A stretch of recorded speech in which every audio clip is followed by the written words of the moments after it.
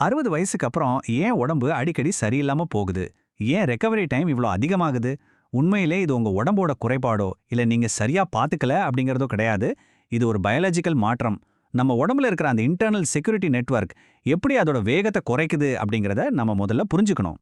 இத ரொம்ப சிம்பிளா சொல்லணும்னா, ஒரு பெரிய பில்டிங்ல செக்யூரிட்டி சிஸ்டம் இருக்குன்னு வச்சுக்குவோம். இப்போ புதுசா வேலைக்கு ஆட்கள் எடுக்கிறத நிறுத்திட்டாங்க. ஏற்கனவே உள்ள செக்யூரிட்டி கார்ட்ஸ் எல்லாரும் ரொம்ப வயசாகி சோர்வா இருக்காங்கன்னா என்ன ஆகும்? வெளியில இருந்து ஒரு திருடன் வந்தா அவங்களால வேகமா பிடிக்க முடியாது இல்லையா? எக்ஸாக்ட்டா இதே தான் நம்ம உடம்புலயும் நடக்குது. வயசாகும்போது உடம்புல புதுசா இம்யூன் செல்கள் உருவாகிற வேகம் கணிசமா கம்மியாயிடுது. அது மட்டும் இல்லாம ஏற்கனவே இருக்கிற பழைய இம்யூன் செல்கள் அதோட சுறுசுறுப்பை இழந்துடுது. இதனால தான் ஒரு சின்ன வைரஸோ இல்ல பாக்டீரியாவோ உள்ள வந்தா உடம்பால உடனே ரியாக்ட் பண்ண முடியறதில்ல. பகுதி 2. தி த்ரெட் ஆஃப் இன்ஃப்ளமேட்டிங். இங்க தான் ரொம்ப ரொம்ப முக்கியமான ஒரு பாயிண்ட் இருக்கு. மெடிக்கல் உலகத்துல இப்போ ரொம்ப அதிகமா பேசப்படுற ஒரு விஷயம் இன்ஃப்ளமேஜிங். அப்படின்னா என்ன? ஏஜிங், அதாவது வயதாகுதல், பிளஸ் இன்ஃப்ளமேஷன், அதாவது அழற்சி. வெளியில எந்த ஒரு நோயும் இருக்காது, ஆனா உடம்புக்குள்ள ஒரு அமைதியான நாள்பட்ட அழற்சி இருந்துகிட்டே இருக்கும். உங்க மொபைல்ல பேக்ரவுண்ட்ல நிறைய ஆப்ஸ் ஓடிக்கிட்டு இருந்தா பேட்டரி எப்படி சீக்கிரம் ட்ரெயின் ஆகுமோ அதே மாதிரி தான் உங்க உடம்பு தனக்குள்ளே ஒரு சின்ன போராட்டத்தை தொடர்ந்து நடத்திக்கிட்டே இருக்கும். இதனால உங்க எனர்ஜி மொத்தமும் உறிஞ்சப்பட்டு நிஜமா ஒரு இன்ஃபெக்ஷன் வரும்போது போராட சக்தி இல்லாம உடம்பு சோர்ந்து போயிடுது. இந்த இன்ஃப்ளமேசிங் கூடவே சேர்ந்து வர்ற இன்னொரு மறைமுகமான பிரச்சனை தான் சார்கோபீனியா. அதாவது வயசாகும்போது இயற்கையாகவே ஏற்படுற தசை இழப்பு. பலரும் இத வயசானா உடம்பு மெலியத்தான் செய்யும்னு சாதாரணமா நினைச்சுக்கிறாங்க. ஆனா இதுல ஒரு சப்டலான ஒரு விஷயம் இருக்கு. தசை குறையும் போது வெறும் பலவீனம் மட்டும் வராது, நோய் எதிர்ப்பு சக்தி மீண்டு வர்ற நேரமும் ரொம்ப ரொம்ப அதிகமாகும். தசை ஆரோக்கியம் குறையும் போது தான் பேலன்ஸ் மிஸ் ஆகி கீழே விழுகிற அபாயம் அதிகமாகுது. எந்த ஒரு நோயில இருந்தும் உடம்பு தன்னைத்தானே சரி பண்ணிக்கிறதுக்கு இந்த மசில் மாஸ் ரொம்ப அவசியம். பகுதி 3. மறைமுக பசியை எதிர்த்து போராடுதல். இப்போ ஒரு பெரிய முரண்பாட்டை பத்தி பேசலாம். நான் நல்லதா சாப்பிட்றேன், ஆனா ஏன் உடம்புல தெம்பில்ல? இந்த கேள்வி பல பேருக்கு இருக்கும். இதுக்கு பின்னாடி இருக்கும் லாஜிக் என்னன்னா, கேலரிகளுக்கும் தரமான ஊட்டச்சத்துக்களுக்கும் உள்ள வித்தியாசம். வயிறு முட்டை சாப்பிட்றதுனால நமக்கு ஒரு திருப்தி கிடைக்கலாம், ஆனா அது வெறும் கேலரிஸ். நம்ம செல்களுக்கும் இம்யூன் சிஸ்டம்க்கும் என்ன தேவை? குவாலிட்டியான மைக்ரோ நியூட்ரியன்ஸ் தேவை.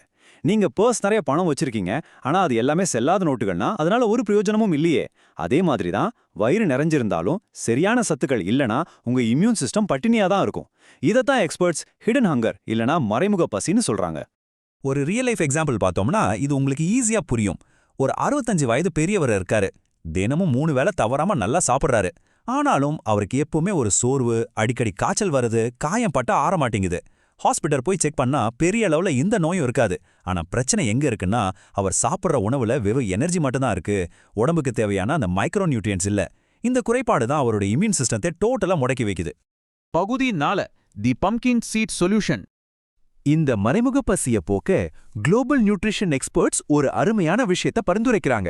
அது ஏதோ விலை உயர்ந்த வெளிநாட்டு சப்ளிமெண்ட் கிடையாது. ரொம்ப ரொம்ப எளிமையான, நம்ம ஊர்லயே ஈஸியா கிடைக்கிற பூசணிக்காய் விதை தான் அது. பார்க்கறதுக்கு ரொம்ப சின்னதா இருக்கிற இந்த விதை ஒரு நியூட்ரியன் பவர் ஹவுஸ். வயதான உடம்புக்கு தேவையான கிரிட்டிக்கலான சத்துக்கள் எல்லாமே இந்த சின்ன விதைக்குள்ள ரொம்ப அடர்த்தியா இருக்கு. கொஞ்சமா சாப்பிட்டாலே போதும், உங்க இம்யூன் சிஸ்டம்க்கு தேவையான பெரிய சப்போர்ட்டை இது கொடுத்துடும். பகுதி 5. முக்கிய சத்துக்கள் ஜிங்க் மற்றும் மெக்னீசியம். சரி, கொஞ்சம் பயாலஜிக்குள்ள போலாம். இந்த பூசணிக்காய் விதைக்குள்ள அப்படி என்ன ஸ்பெஷலான சத்துக்கள் இருக்கு? முக்கியமா 2 ஹீரோக்கள் இருக்காங்க. ஒன்னு ஜிங்க், இன்னொன்னு மெக்னீசியம். ஜிங்கோட வேலை என்னன்னா, உடம்புல இன்ஃபெக்ஷனை எதிர்த்து போராடுற டி செல்ஸை பவர் அப் பண்றது. ஒரு போலீஸ் ஆபீசருக்கு கன் எவ்வளோ முக்கியமோ அந்த டி செல்களுக்கு ஜிங்க் அவ்வளோ முக்கியம். அடுத்தது மெக்னீசியம். உடம்பை ரிலாக்ஸ் பண்றது, ஸ்ட்ரெஸ் ஹார்மோன்ஸை கட்டுப்படுத்துறது, நல்ல தூக்கத்தை கொடுக்கறது, இதெல்லாம் தான் மெக்னீசியத்தோட வேலை. பலரும் மிஸ் பண்ற இடம் இதுதான். இந்த மெக்னீசியம் நம்ம உடம்புல 300க்கும் மேற்பட்ட என்சைம் ரியாக்ஷன்ஸ் நடக்கிறதுக்கு காரணமா இருக்கு. அதாவது எனர்ஜி உருவாக்குறதுல இருந்து தசைகள் செயல்படுறது வரைக்கும் உடம்போட 300 முக்கியமான வேலைகளை இந்த ஒரு சத்து தான் கவனிச்சுக்குது. ஒரு கம்பெனில 300 முக்கியமான ஃபைல்ஸை பார்க்குற மேனேஜர் லீவ் போட்டா மொத்த கம்பெனியும் ஸ்தம்பிச்சு போகும் இல்லையா? மெக்னீசியம் குறையும் போது நம்ம உடம்புலயும் அதுதான் நடக்குது. இது எவ்வளோ அழகா ஒரு செயின் ரியாக்ஷனை உருவாக்குது பாருங்க. ஸ்டெப் 1, பூசணிக்காய் விதையில இருக்கிற மெக்னீசியம் உங்க உடம்ப நைட்ல நல்லா ரிலாக்ஸ் பண்ணுது. ஸ்டெப் 2, உடம்ப ரிலாக்ஸ் ஆகும்போது உங்களுக்கு ஆழமான தூக்கம் வருது. இதனால ஸ்ட்ரெஸ் ஹார்மோன்ஸ் குறையுது. ஸ்டெப் 3, ஸ்ட்ரெஸ் குறையும் போது நம்ம முன்னாடியே பார்த்தோமே அந்த நாள்பட்ட அழற்சி அது உடம்ப விட்டு குறைய ஆரம்பிக்குது. ஸ்டெப் 4, இந்த அழற்சி குறைஞ்சதும் ஆட்டோமேட்டிக்கா உங்க இம்யூன் சிஸ்டம் ரொம்ப ஸ்ட்ராங்கா மாறிடுது. இதுதான் sleep immunity chain. Zinc magnesium மட்டும் இல்ல, இதுல போனஸா இன்னும் 2 விஷயங்கள் இருக்கு. ஒன்னு விட்டமின் இ. இது ஒரு சிறந்த ஆன்டி ஆக்சிடென்ட். ஒரு இரும்பு கம்பி வெளியில இருந்தா எப்படி துருப்பிடிக்குமோ அதே மாதிரி தான் நம்ம செல்களும் ஆக்சிடேட்டிவ் ஸ்ட்ரெஸ் காரணமா பாதிக்கப்படும். அந்த துருப்பிடிக்கிறத தடுக்கிற பெயிண்ட் மாதிரி தான் விட்டமின் இ செயல்படுது. அடுத்தது ஃபைபர், அதாவது நார்ச்சத்து. நம்ம இம்யூனிட்டியில பெரும் பகுதி நம்ம குடல்ல தான் இருக்கு. அங்க இருக்கிற நல்ல பாக்டீரியாக்களுக்கு தேவையான உணவை இந்த நார்ச்சத்து தான் கொடுக்குது. பகுதி 6. முழுமையான ஆரோக்கியம். இவ்வளோ நன்மைகள் இருக்கிற இந்த விதைய பிராக்டிக்கலா எப்படி பயன்படுத்தலாம்னு பார்க்கலாம்.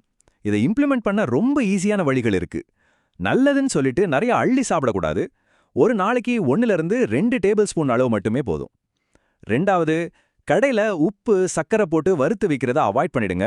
பிளெயினா சும்மா லேசா வறுத்த விதைகளை மட்டுமே சூஸ் பண்ணுங்க. நீங்க சாப்பிட்ற ஓட்ஸ், தயிர் இல்ல சாலட்ல அப்படியே தூவி விட்டு சாப்பிடலாம். ஒரு சின்ன நோட், உங்களுக்கு செரிமான பிரச்சனையோ கிட்னி பிரச்சனையோ இருந்தா டாக்டர் கிட்ட ஒரு வார்த்தை கேட்டுட்டு ஆரம்பிக்கிறது ரொம்ப நல்லது. இந்த தப்பு ரொம்ப காமனா பல வீடுகளில் நடக்கும். ஈவினிங் டீ குடிக்கும்போது ஆப்ஷன் ஏ பிஸ்கட் இல்லனா சிப்ஸ் சாப்பிடுறது. இதுல அளவுக்கு அதிகமான உப்பும் கெட்ட கொழுப்பும் வெறும் கேலரிகளும் தான் இருக்கு. ஆப்ஷன் பி அதே டீ கூட கொஞ்சம் வறுத்த பூசணிக்காய் விதைகளை சாப்பிடுறது. இதுல உங்க உடம்புக்கு தேவையான மினரல்ஸ், புரோட்டீன், நார்ச்சத்து எல்லாமே கிடைக்குது. இந்த ஒரு சின்ன ஸ்வாப் பல வருஷங்கள் கழிச்சு உங்க ஆரோக்கியத்துல ஒரு பிரம்மாண்டமான மாற்றத்தை கொண்டு வரும். இப்போ ஒரு லெவல் மேல போலாம். இங்கே நம்ம புரிஞ்சுக்க வேண்டிய மிக முக்கியமான விஷயம் என்னன்னா, எந்த ஒரு குறிப்பிட்ட விதையோ சூப்பர் ஃபுட்டோ உங்க எல்லா பிரச்சனைகளையும் ஓவர் நைட்ல சரி பண்ணிடணும்னு நம்புறது தப்பு.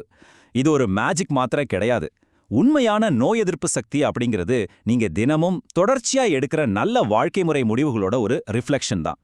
ஸோ இந்த பூசணிக்காய் விதை அப்படிங்கிறது உங்க ஆரோக்கியம்ங்கிற பெரிய பசில்ல ஒரு சின்ன பீஸ் தான்.